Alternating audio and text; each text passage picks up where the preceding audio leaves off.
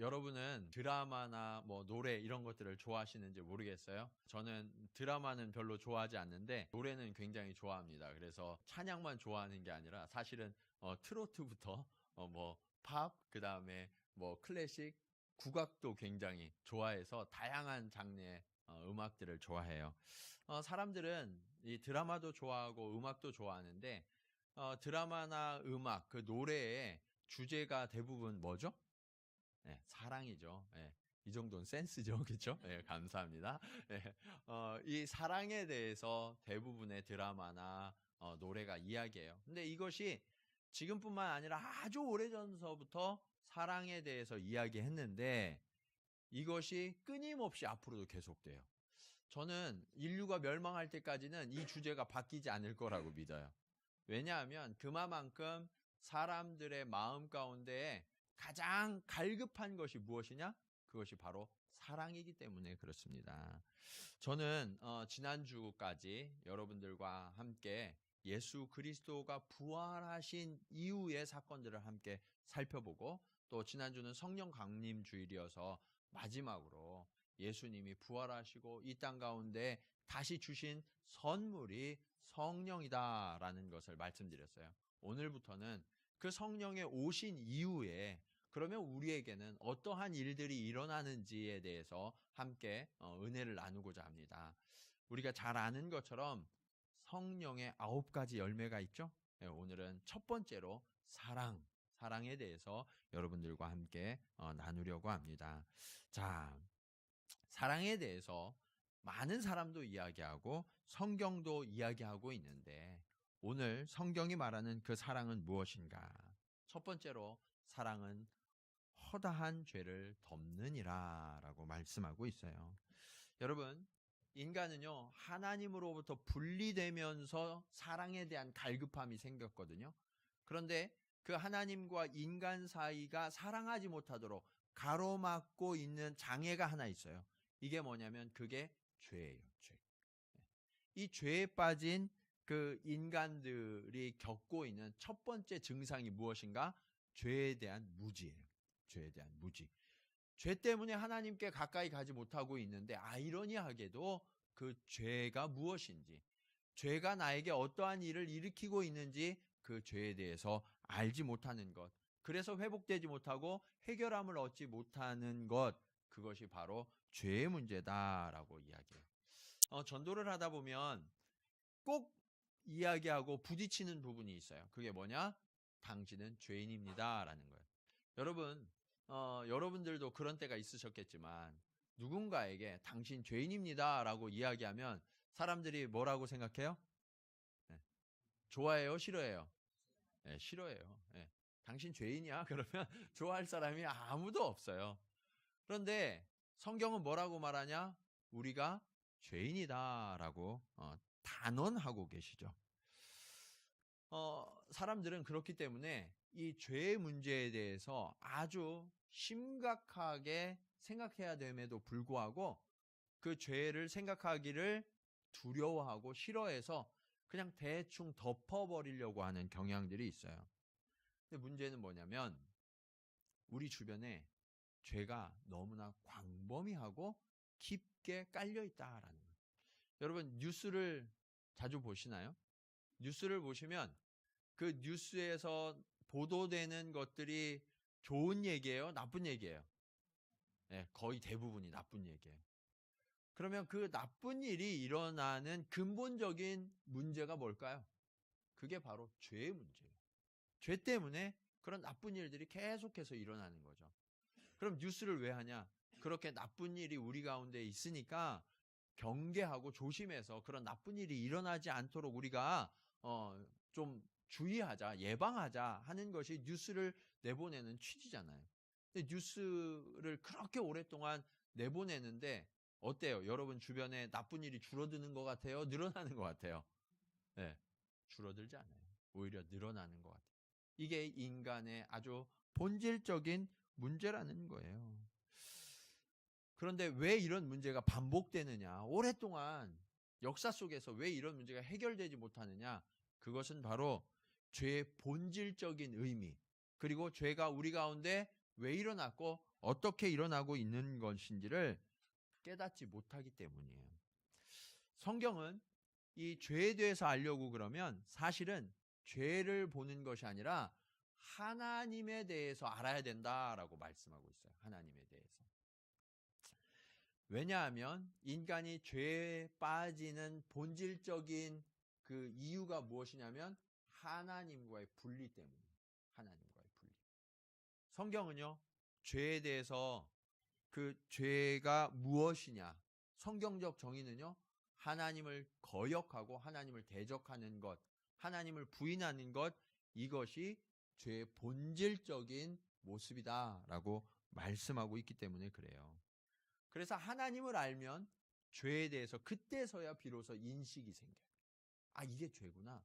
내가 죄인이구나 하는 것을 하나님을 알 때 그때 비로소 깨닫게 된다는 거예요. 근데 하나님을 알게 됐을 때 우리가 그러면 내가 하나님께로 나아가야 되는구나. 이 죄의 문제를 해결함을 받아야 되는구나. 사람들은 생각하지만 인간 스스로 하나님께 나아갈 방법이 있어요, 없어요? 없어요. 우리가 그렇게 뉴스를 하고 그렇게 문명을 발전시키고 도덕이나 윤리를 발전시켜 왔지만 하나님의 거룩에 이를 방법이 없다라는 거예요. 그래서 하나님은 이 죄의 문제를 근본적으로 해결해 주실 방책을 내어주셨는데 그것이 무엇이냐? 그게 바로 사랑이라는 사랑. 창세기 3장에 보면 인간의 죄의 출발에 대해서 기록하고 있어요. 그것이 바로 선악과를 따먹은 사건입니다. 하나님께서 인간을 지으셨죠. 그런데 하와가 하나님의 말씀보다도 더 강렬한 어떤 욕망이 생겼어요. 그게 뭐예요? 선악과를 먹고 싶은, 선악과를 한번 따서 먹고 싶은 그러한 욕망이 하나님의 말씀보다 하와의 마음속에 더 강하게 자리 잡았어요. 그런데 하와가 선악과 주변에 가면 안 되는데 너무 그 욕망이 있으니까 거기 간 거예요. 여러분들도 갖고 싶은 게 있으면 그 주변을 왔다 갔다 하시죠? 네. 그게 하와 때부터 일어난 일이라니까요. 네. 그래서 하와가 그 주변을 왔다 갔다 했어요. 그것을 사단이 정확하게 보았던 거예요. 그래서 사단이 오는 그 하와가 오는 때를 딱 맞춰서 사단이 거기 기다리고 있었던 거예요. 뱀의 모습으로. 그리고 하와가 그 자리에 왔을 때 이것을 따서 먹으라고 유혹하죠. 처음에는 그거 먹으면 안 된다고 이야기해요. 그런데 사단이 아주 교묘하게 속여서 그것을 먹어도 죽지 않는다. 오히려 지혜로워진다. 하나님보다 더 지혜로워져서 하나님이 못 먹게 하는 거라고.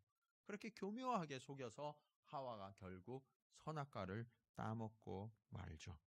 자, 그런데 선악과를 따먹은 아담과 하와에게 일어난 일은 무엇이에요? 눈이 밝아져서 자신들이 벗은 것을 알게 되었어요. 그때 그들은 지혜로워진다고 생각했을지 모르지만 그들이 느낀 감정은 뭐였어요? 부끄러움이었어요. 부끄러움. 이제 그 부끄러움을 해결하려고 그들은 무화과 나무 잎을 엮었어요. 곧 시들어버리고 말이에요. 그것으로 족하지 않은 거예요. 그러니까 어떻게 했어요? 동산 나무 사이에 숨었다라고 성경은 말씀하고 있어요. 바로 그때 하나님이 찾아오셨어요. 그들이 이 죄의 문제를 해결하려고 하나님께 나왔어야 되는데 하나님께 나오지 않으니까 하나님이 먼저 찾아오신 거예요. 그래서 부르세요. 아담아 아담아 내가 어디 있느냐. 여러분 하나님이 아담이 어디 있는지 몰라서 부르셨을까요? 그렇지 않을 거예요. 하나님은 정확하게 아담과 하와가 무슨 일을 벌였는지 그리고 어디에 지금 숨어 있는지 알고 계셨어요. 그런데 하나님이 초청하시는 거예요. 아담아 아담아 내가 어디 있느냐. 결국 하나님은 아담과 하와를 불러서 징계하세요. 에덴 동산에서 쫓아내시죠. 그런데 하나님이 그냥 쫓아내신 게 아니라 하나님의 사랑이 그들 안에 깃들어 있었어요. 그게 뭐냐면 그들의 수치를 완전히 가려주시기 위하여서 짐승을 잡았어요. 피를 흘리고 가죽옷을 해 입히셨죠. 이 사랑이 예수 그리스도의 십자가 사건을 예표하는 거예요. 하나님은 처음부터 이 죄의 문제로부터 우리를 구원하시기 위하여 피를 흘리시고 그리고 우리의 수치를 가려주실 계획을 갖고 계셨다라고 말씀하고 있어요. 그것이 바로 우리가 잘 아는 요한복음 3장 16절의 말씀이죠. 우리 다 암송하시죠? 네, 한번 우리 다 함께 한번 암송해 보실까요? 시작. 하나님이 세상을 사랑하사 독생자를 주셨으니 이는 그를 믿는 자마다 멸망하지 않고 영생을 얻게 하려 하심이라. 여러분, 하나님이 왜 그렇게 하셨다고 말씀하고 있어요? 하나님이 세상을 어떻게 하사? 사랑하사. 하나님이 사랑하셨어요. 인류가 하나님을 거역하고 죄를 지었음에도 불구하고 하나님이 여전히 사랑하셔서 저와 여러분을 구원하셨다라고 말씀하고 계세요. 반면에 사단은 어떤 존재예요? 사단은요, 하와를 유혹하기 위하여서 숨어 있다가 교묘한 거짓말로 속인 자예요. 그런데 정작 속아 넘어가서 선악과를 따먹고 하나님 앞에 이제 혼나게 생겼으니까 그때 사단이 딱 나와갖고 하나님 그게 아니라 제가 그래서 하와가 잘못하고 아담이 범죄하게 돼서 이렇게 변호해 주던가요? 아니요. 사단은 그런 존재가 아니에요. 사단은 오히려 참소하는 존재다라고 말씀하고 있어요. 이간하는 존재. 하나님과 우리 인간 사이를 벌리고 이간하고 고자질하는 존재, 그런 존재가 사단이다라고 말씀하고 있어요. 여러분, 유혹의 뒤에 그 사단이 숨어 있어요. 그것을 속으시면 안 돼요. 가끔 우리는 하나님께 나아가서 이 죄를 고하고 회개하고 해결함을 받아야 되는데 하나님께 나아가는 것이 아니라 엉뚱한 곳으로 나아가는 사람들이 많이 있어요. 우리가 방금 전에 찬양했지만 세상마다 사랑이 없어요. 그런데 하나님께 나와야 되는데 어디로 가요? 다른 우상들에게 나아가고 사람들에게 나아간다는 거예요. 근데 거기에는 사랑이 없기 때문에 위로를 얻지 못하고 회복을 얻지 못한다라고 우리가 찬양했잖아요. 그런데도 여전히 많은 사람들이 하나님께로 나와서 회복을 받는 게 아니라 세상으로 나아가 다른 신들을 섬기고, 그리고 내 주변에 그래도 좀 내가 믿을 만한 사람들에게 가서 이야기하죠. 내가 이렇게 아파요. 내가 이런 어려움이 있어요. 내가 이런 실수를 했어요. 라고 부끄러운 고백을 하면 사람들이 어때요? 아, 그래요? 참 아프겠네요. 안 됐네요. 라고 이야기해요. 그런데 그건 좋을 때만 그래요. 좋을 때만. 관계가 틀어지면 어때요? 그거를 사람들은 이용하기 시작해요. 네. 이게 인간이 가진 한계예요.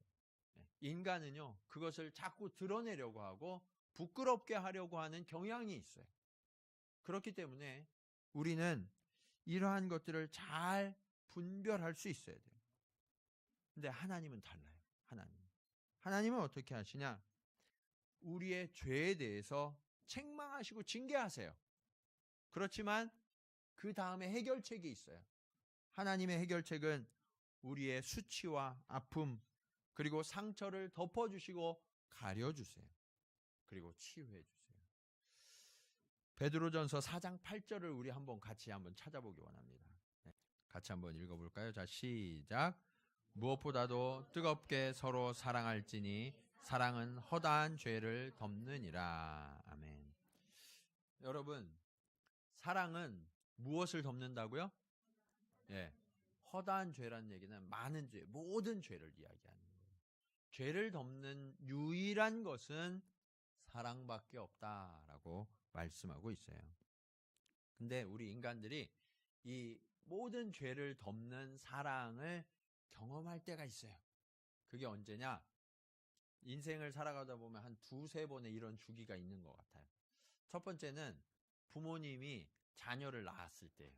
부모님이 자녀를 낳았을 때, 이 산모들이 자녀를 딱 낳은 순간, 요즘은 이렇게 자녀를 이렇게 품에 안겨주는 병원들이 많이 있죠. 그러면 막 눈물을 흘리면서 너무 예쁘다고 막 그래요. 근데 남이 볼 때 예쁘지 않아요. 예. 본인은 되게 예쁜데 남이 볼 땐 별로 예쁘지 않아요. 이 10달 동안 엄마 뱃속에 있으면서 아이가 퉁퉁 불어나오잖아요. 이 양수 속에서 퉁퉁 불어나오고 또 여러 가지 이물질들이 묻어갖고 나와갖고 막 이렇게 대충 닦지만 이 딱 안겼을 때 별로 예쁘지 않은데 엄마는 막 눈물을 흘리면서 막 예뻐요. 얘가 뭐 오물이 묻었든 아니든 그건 아무 상관없어요. 예.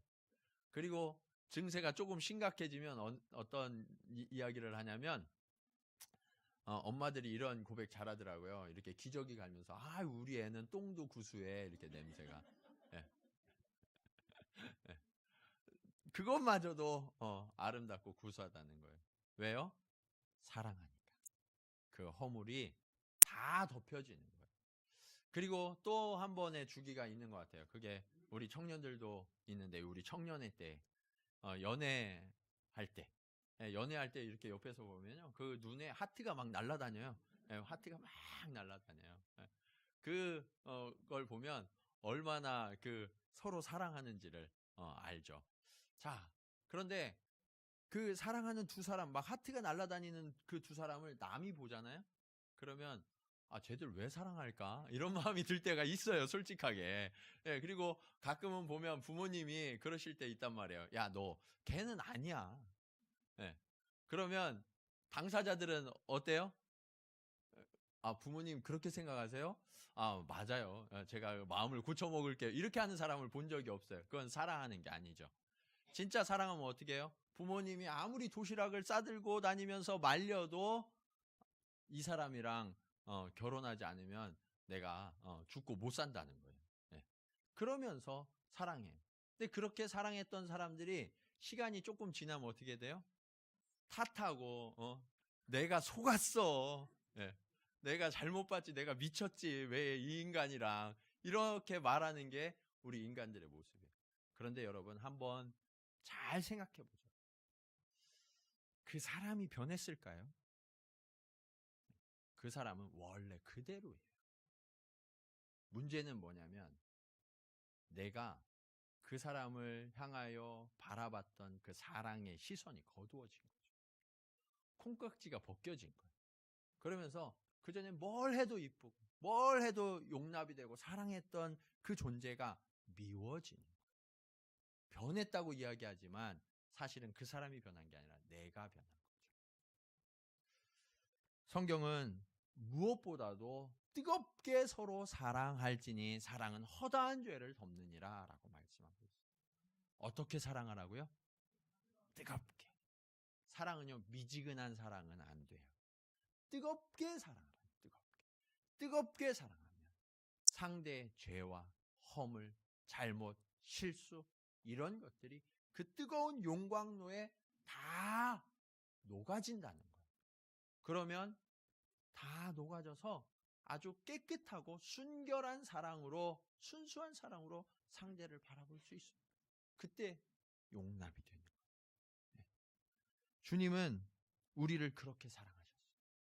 우리가 아직 죄인이었을 때에 그때 우리를 사랑하시고 우리를 구원하셨다고 말씀하고 있어요. 내 옆에 죄인들처럼 보이는 인생들이 있어요. 네. 그런데 그들을 뜨겁게 사랑하면 그 용광로의 사랑으로 다 녹여내면 그들을 여전히 사랑할 수 있고 그 허물을 다 덮는 사랑이 우리 안에 충만하게 된다라고 말씀하고 있어요. 여러분, 이제 우리 옆에 계신 분들하고 이렇게 한번 인사해 봅시다. 뜨겁게 사랑합시다. 네. 네. 네. 근데 그 뜨겁게 사랑하는 그 본질적인 표현이 있어요. 그게 뭐냐면 장점만 보는 거예요. 예. 우리 한 번 더 인사하겠습니다. 장점만 보겠습니다. 예, 예, 예. 상대가 나보고 장점만 보라고 하는 게 아니라 내가 보겠다는 결단이에요. 예, 내가 상대의 장점만 보겠다고. 여러분 이게 뜨겁게 사랑하는 것이고 그러면 허물이 가려지고 덮어진다라고 말씀하고 있어요.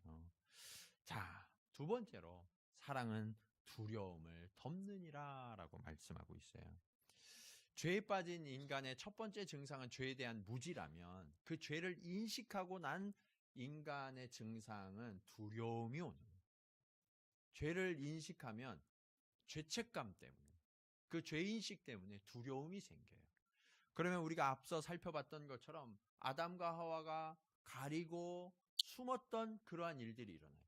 원래는 그 죄를 인식하게 되면 인간의 해야 되는 자연스러운 반응은 하나님께 나아가는 거예요. 하나님, 내가 이거 잘못했는데 어떡하죠? 하나님, 이거 어떻게 해야 해결함을 얻죠? 이렇게 해야 되는데 그게 아니라 그것을 적당히 가리고 덮고 숨으려고 하는 것들이 인간의 반응이다라는 거예요. 근데 왜 그러느냐? 두려움 때문에.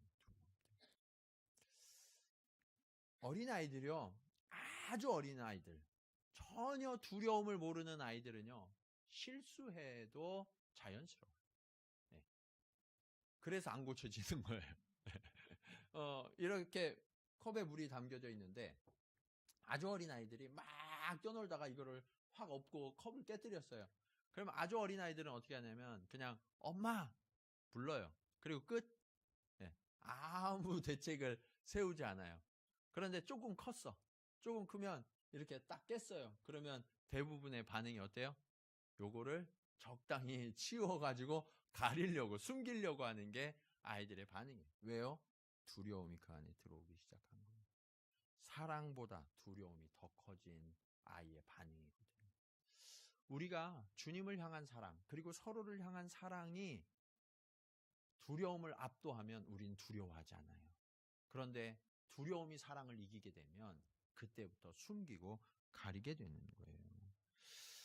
우리가 함께 읽진 않았지만 오늘 본문의 아래에 보면 그 요한일서 4장 18절 말씀이 있어요. 우리 18절 말씀 함께 읽기 원합니다. 자, 18절 시작.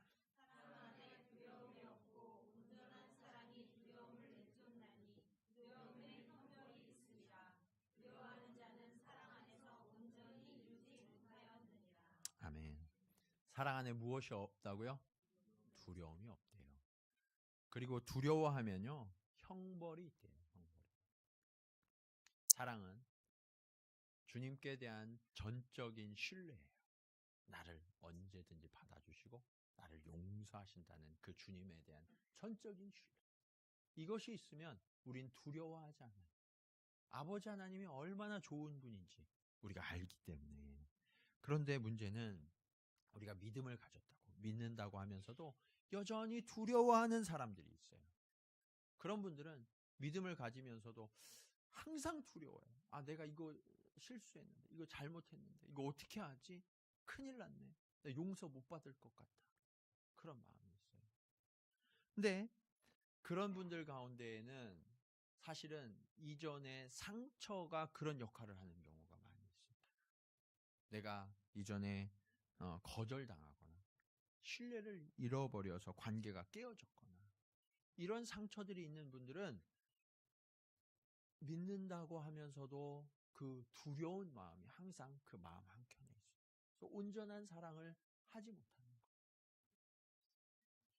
근데 여러분, 지금까지 여러분들이 살아오시면서 겪었던 그 상처들, 그 아픔들, 그 고난들, 이것이 하나님께로 나아가는 장애가 되도록 그냥 두시면 안 돼요. 하나님의 사랑은 그것을 초월하는 넉넉한 사랑이고 절대적인 사랑임을 믿으시기 바랍니다. 이 장애를 거두세요. 이것을 그냥 인정하시고 하나님 앞에 아뢰이면 하나님은 그것을 이미 다 하시고 또 하나님께서 그것을 허락하셨었기 때문에 그 문제가 하나님 앞에서 아무것도 문제가 되지 않아요. 하나님 오히려 그것을 통로로 해서 우리를 더 깊이 사랑하시고 위로하시고 치유하시는 도구가 되게 하시는 거예요. 가끔 보면 이렇게 말씀하시는 분이 있어요. 목사님, 저는 사실은 하나님 앞에 이런 사랑을 받을 만한 자격이 없는 사람. 여러분, 하나님의 사랑은요, 자격이 있어서 받는 게 아니에요. 어떤 공로를 세워야 거기에 합당한 공로를 받아서 사랑받을 수 있는 게 아니라는 거예요. 주님은요, 뭐라고 말씀하시냐? 모든 사람이 죄를 범하였음에 하나님의 영광에 이르지 못하더니라고 말씀하고 있어요. 무엇에 이르지 못한다고요? 네, 하나님의 영광에 이르지 못한다. 우리가 아무리 선을 행하고 아무리 공로를 쌓아도요, 하나님의 영광에는 이를 가능성이 애초부터 없다는 거예요. 그래서 하나님이 사랑하시는 거예요. 우리의 노력으로는 아무리 해도 이것이 극복되지 않기 때문에. 그래서 우리를 사랑해 주시고 또 하나밖에 없는 아들을 내어주시기까지 우리를 사랑해 주셔서 그 사랑으로 우리를 구원해 주셨다라고 말씀하시는 거죠. 예수 그리스도의 값을 저와 여러분에게 이미 다 치루어 내셨어요. 네. 여러분, 하나님은 저와 여러분에게 더 이상 두려워하지 말라고 말씀하세요. 하나님은요, 하나님의 사람들에게 찾아오셔서 제일 먼저 하시는 말씀이 있어요. 그게 뭐냐? 두려워하지 말라.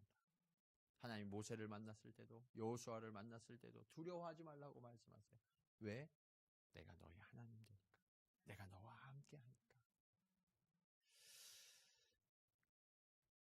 하나님은 저와 여러분에게 이 두려움을 극복할 수 있는 아주 궁극적인 처방을 해주셨는데 그것이 무엇이냐? 저와 여러분이 하나님의 자녀가 되게 하신 거예요. 자녀가 되게. 그런데 사람들이 그것을 잘 깨닫지 못해요. 그래서 주님이 그 특권에 대해서, 그 사랑의 크기에 대해서 말씀해 주신 비유가 있어요. 이게 뭐냐? 누가복음 15장에 나오는 탕자의 비유. 여러분, 우리 인간적으로 생각할 때 탕자, 아버지를 떠난 이 아들은 좋은 사람이에요? 나쁜 사람이에요? 네. 헷갈리세요? 네. 인간적으로 볼 때는 나쁜 사람이죠. 자, 한 부자 아버지에게 두 아들이 있었어요. 그런데 이스라엘은요, 아버지가 돌아가셔야만 유산을 상속하게 되어 있어요. 아버지가 살아계시는데 유산을 상속해달라고 하는 얘기는 뭐냐면 아버지 빨리 죽으세요라고 이야기하는 거예요. 이런 무례한 자들은 성경에서 돌로 쳐서 죽이라고 이야기하거든요. 근데 그런 무례함을 범하는 둘째 아들에게 아버지는 재산을 뚝 띄어서 나눠줘요. 배분해줘요. 그 재산을 받아가지고 둘째 아들은 먼 나라로 가서 온갖 방탕한 짓을 다 하고 다니면서 그 모든 재산을 탕진해버리고 말아요. 그런데 그 재산이 다 사라졌을 때 그때 비로소 그 땅에 흉년이 들었다라고 이야기해요. 여러분, 돈 없는데 흉년까지 들면 얼마나 고통스러워요. 그렇죠? 그전에는 이 아들은 인기가 많았어요. 사람들이 늘 와서 이 돈 때문에 옆에 사람들이 넘쳐났죠. 근데 내가 어려워지고 흉년까지 들어서 누군가에게 도움을 요청하니까 사람들은 다 떠나가 버리고 말았어요. 왜요? 돈 때문에 모였거든. 그러니까 이 사람이 지금 돈이 없으니까 다 떠나가 버리고 말았어요. 너무나 고통스러운 이 시간을 견딜 수 없어서 그가 택했던 일이 하나 있어요. 그게 뭐냐? 돼지 치는 일을 맡았어요. 들판에서 돼지 치는 일을. 가축을 치는 일은 당시에 굉장히 천한 일이었어요. 고귀한 이 재벌집의 아들이 그 천한 일을 선택할 수밖에 없는 환경으로 내몰렸던 거죠. 근데 더 비참한 건 너무 배가 고픈 거. 그래서 돼지들이 먹는 먹이를 먹고자 함께 달려들었다가 돼지들에게도 밀리고 말아요. 네. 그거마저 먹지 못하고 너무나 비참하고 처량한 그 마음이 들었던 둘째 아들이 딱 들었던 생각이 하나 있어요. 그게 뭐냐면 우리 아버지 집에는 종들이 참 많은데 그 종들은 먹을 게 많고 풍족한데 내가 아버지 집으로 가서 종이라도 좀 되면 안 될까? 나는 아들의 자격은 없으니까. 그래서 자리를 일어나요. 아버지에게로 가는 길을 터벅터벅 걸어가죠. 그런데 아버지는요, 달랐어요. 아버지는 그 둘째가 떠나가는 순간부터 하루도 단 한순간도 이 아들을 잊은 적이 없죠. 그래서 날마다 바깥에 서서 아들이 오기만 기다리고 있었어요. 근데 어느 날 저 멀리서 아주 행색이 초라한 거지 같은 사람이 걸어오고 있는 거예요. 다른 사람들이 보면 전혀 알 수 없는 그 사람. 아버지는 그가 둘째라는 사실을 단박에 알아보고 아버지가 뛰어들어가요. 멀리서 달려가서 그 아들을 품에 냄새가 나고 온갖 더러운 것들이 가득 묻어있는 이 아들을 아버지는 개의치 않고 품에 안아줘요. 그리고 뺨을 부비고 입을 맞추며 잘 왔다. 그렇게 축복해줘요. 아들이 이야기합니다. 아버지, 저는 아들이라 불릴 자격이 없는 사람이에요. 아버지의 종이라도 될 수 없을까요? 네, 아버지는 그 이야기가 들리지 않아요. 종들을 부릅니다. 우리 아들을 씻겨라. 그리고 아들을 상징하는 가락지를 그 손에 끼워줍니다. 그리고 가장 좋은 옷을 입히고 신발을 신겨서 아들을 회복시켜줘요. 여러분, 이것이 하나님 아버지의 사랑이에요. 우리가 어떤 공로를 세워서가 아니에요. 우리가 자격이 있어서가 아니라 우리는 여전히 죄 가운데 있지만 여전히 무너져 있는 자들이지만 하나님은 아무 조건 없이 우리를 사랑한다고 말씀하고 계세요. 여러분, 무엇 때문에 하나님 아버지 앞에 나아가지 못하고 계십니까? 여러분이 두려워하는 게 뭐예요? 주저하는 이유가 무엇입니까? 이 탕자처럼, 둘째 아들처럼 자리를 팍 차고 일어나셔야 돼요. 하나님은 묻지 않으세요. 그리고 책망하지 않으시고 저와 여러분을 안으시고 하나님이 원래부터 우리를 세우시고자 하셨던 그 존귀한 자리에, 그 아들의 자리에, 딸의 자리에 다시 여러분들을 앉히시고 여러분들을 존귀하게 높이시는 아버지이심을 믿으시기 바랍니다. 요한일서 4장 4절은 이렇게 말씀하고 있어요. 자녀들아, 너희는 하나님께 속하였고 또 그들을 이기었나니 이는 너희 안에 계시니가 세상에 있는 자보다 크심이라. 하나님은 세상을 이기신 분이에요. 세상보다 크신 분이에요. 그분께서 약속하세요. 너희는 내 안에 속하였다.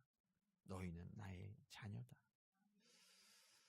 혹시 여러분 실패하셨습니까? 혹시 넘어지셨어요? 세상 사는 게 뜻대로 되지 않습니까? 괜찮아요. 상관없어요. 아버지는 그래도 저와 여러분을 여전히 사랑하세요. 그 아버지께 나아가서 그 두려움을 이기는 그 놀라운 사랑으로 회복되어지고 언제나 하나님과의 친밀한 자녀의 관계를 누리시기를 간절히 축원합니다.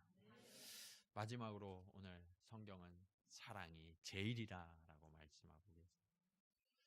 사랑으로 죄를 덮고 그 사랑이 두려움을 이길 뿐만 아니라 사랑이 제일이라고 말씀하세요. 왜 그럴까요? 어떻게 사랑이 이런 능력이 나타날까요?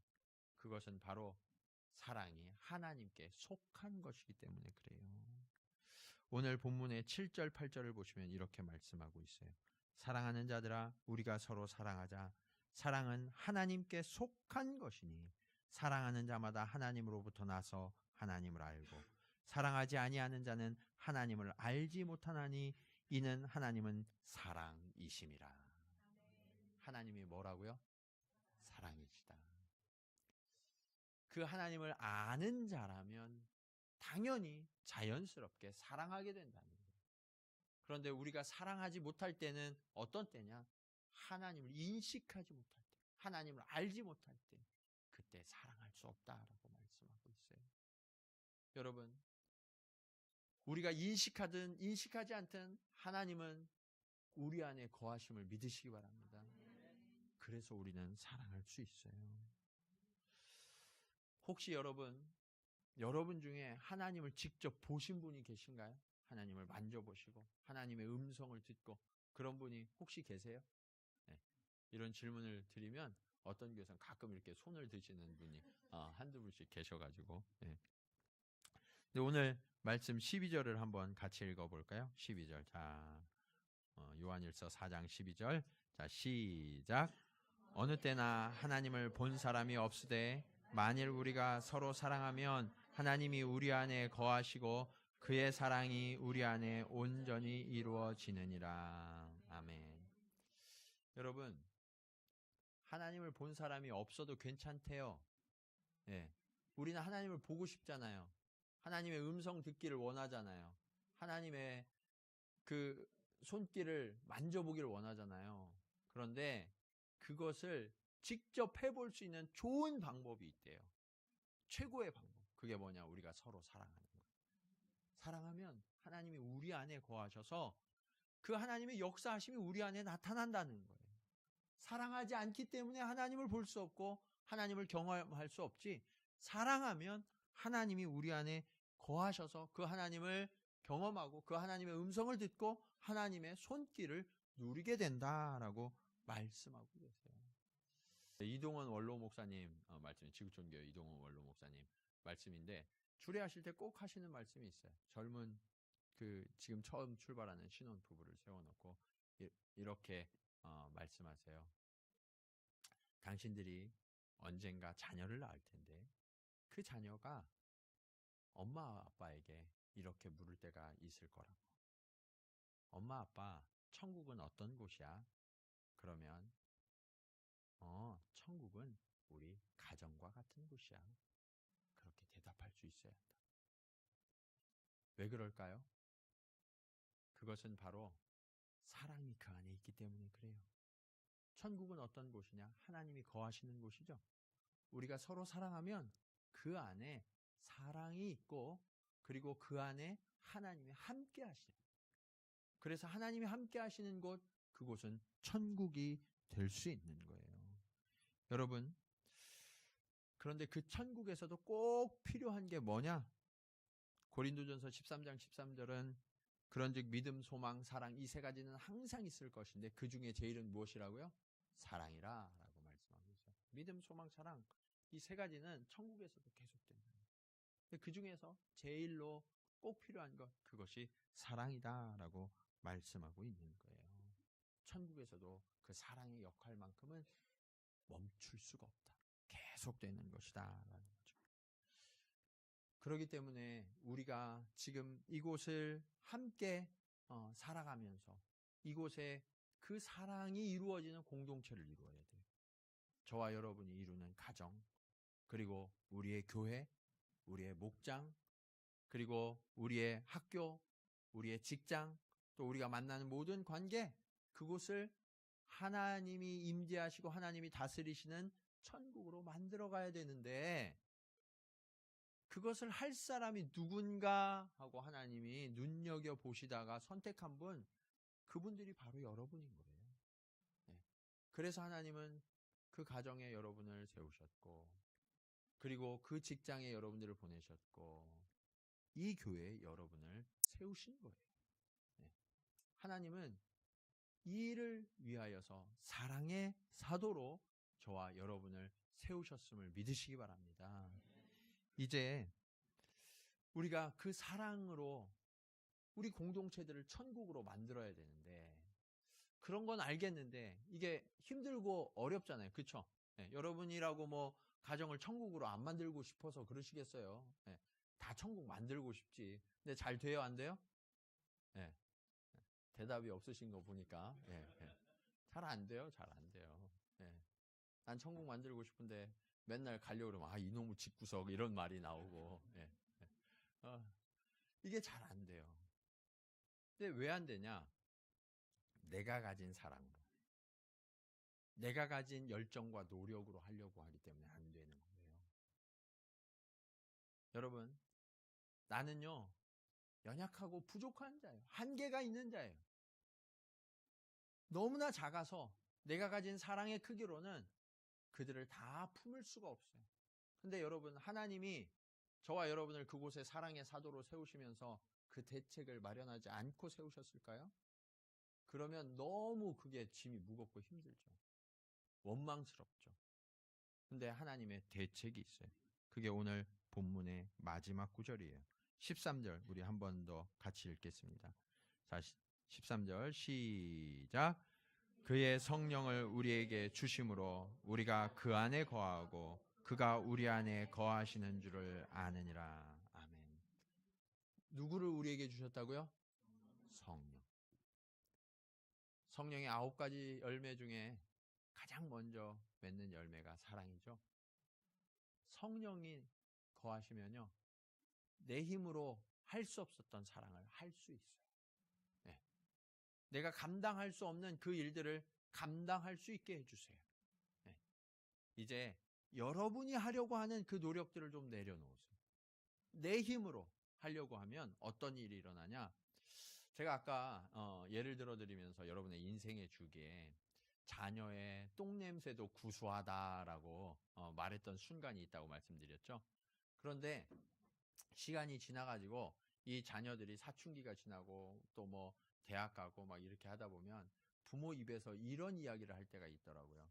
내가 너를 어떻게 키웠는데 라고 이야기하죠.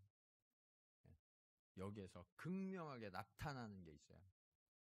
성령이 주시는 사랑으로 사랑한 게 아니라는, 내 노력으로, 내가 가진 한계의 사랑으로 그를 사랑했던 거예요. 그러니까 내가 너를 어떻게 키웠는데, 내가 너를 어떻게 사랑했는데 나한테 이럴 수가 있어 라고 이야기해요. 많은 분들이 이렇게 이야기해요. 저에게 와서, 목사님, 제가 정말 최선을 다했는데, 제가 노력을 그렇게 많이 했는데 저 사람이 어떻게 나한테 이럴 수가 있어요. 견딜 수가 없다. 너무 분노가 난다. 한 가지 문제가 있어요. 성령의 능력으로 사랑하지 않은 거예요. 나의 힘과 나의 지혜, 나의 능력으로 사랑했던 거예요. 우리가 전적으로 성령께 내어 맡기면 성령이 우리 안에 거하세요. 그리고 그 성령이 지혜로 또 모든 것을 가르쳐 주시고 인도해 주셔서 환경도 허락해 주셔서 넉넉하게 사랑하는, 그 세상을 이기는 그 사랑의 능력을 저와 여러분에게 부어주시겠다고 약속하세요. 여러분, 지쳐 계십니까? 더 이상 사랑할 수 없다고 외치는 그런 대상이 있으세요? 여러분이 사랑하는 것을 내려놓으시고 주님이 사랑해 주시기를 구해보세요. 그리고 성령께서 도와주시기를 간구하세요. 그러면 우리는 넉넉한 사랑으로, 이제 죄와 허물이 보였던 그 시선이 가려지고 그 허다한 죄를 덮는 사랑으로, 그리고 두려움을 이기는 사랑으로 우리가 지속해서 사랑할 수 있게 된다라고 성경은 약속하고 계세요. 이제 하나님은 저와 여러분의 삶의 자리를 천국으로 바꾸어 가실 계획을 갖고 계세요. 하나님의 계획이시니까 하나님이 이루어 가실 거예요. 그것을 신뢰하시기 바랍니다. 그것을 신뢰하면서 걸어가는 그 걸음마다 하나님께서 위대하신 사랑의 흔적들 그리고 열매들을 풍성하게 맺게 하시기를 주님의 이름으로 간절히 축원합니다. 기도하시겠습니다.